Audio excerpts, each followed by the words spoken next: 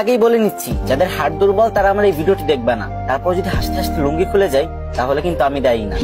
একটা লোক বিয়ে করলো, অনেকদিন হয়ে গেছে, কিন্তু তাদের বাচ্চা হচ্ছিল না। তাই সে এক ফকির বাবার কাছে গেল দোয়া চাইতে। তখন ফকির বাবা বলল, যা তোকে দোয়া করে দিলাম, খুব তাড়াতাড়ি তোদের সন্তান হবে।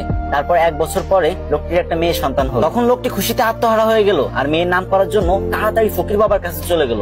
আর ফকির বাবা তখন ধ্যানমগ্ন ছিল, আর তখন তার ধ্যান ভেঙে গেল আর সে রেগে মেগে বলল, ধুর বাল। তখন লোকটি ভাবলো, ফকির বাবা মনে হয় আমার মেয়ের নাম বাল রাখতে বলছে, সেই অনুপাতে মেয়েটির নাম বাল রেখে দিল।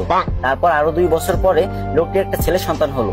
তারপর লোকটা খুশিতে ফকির বাবার কাছে চলে গেল ছেলেটির নামকরণ করতে। কিন্তু এবারও ফকির বাবার ধ্যান ভাঙার কারণে ফকির বাবা বিরক্ত হয়ে বলে উঠলো, ধুর চ্যাট। তখন লোকটি ভাবলো, ফকির বাবা মনে হয় আমার ছেলের নাম চ্যাট রাখতে বলছে, তাই সেই অনুপাতে ছেলের নাম চ্যাট রেখে দিল। তারপর আবার কিছুদিন পরে লোকটির একটি ছাগলের বাচ্চা হলো, আর সেই লোকটি ছাগলের বাচ্চা নামকরণ করার জন্য ফকির বাবার কাছে চলে গেল।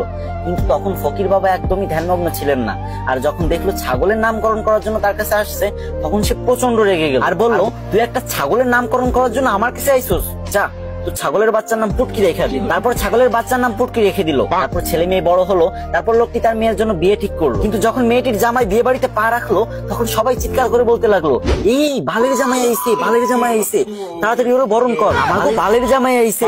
এই শুনে তো জামাই রেগে মেগে বিয়ে করবে না বলে বাড়ির দিকে রওনা হলো। তখন শ্বশুর সামনে এসে বলল, বাবা তুমি রাগ করো না গো, তুমি তো আমার চ্যাটের মতোই। এটা শুনে তো জামাই আরো রেগে গেল আর বিয়ে করবে না বলে আবারও বাড়ির দিকে রওনা হলো। ঠিক তখন শ্বশুর মশাই এসে জামাইয়ের হাত ধরে বলল, বাবা ও বাবা, তুমি আমার পুটকির 1 টুকরা মাংস না খেয়ে কোথাও যেতে পারবা না বাবা। এই কথা শুনে জামাই বেহুশ। আর আমি জানি আপনি এখন হা হা করে হাসতেছেন আর এটা ভাবতেছেন যে আমি ভিডিও করার সময় হাসলাম না কেন।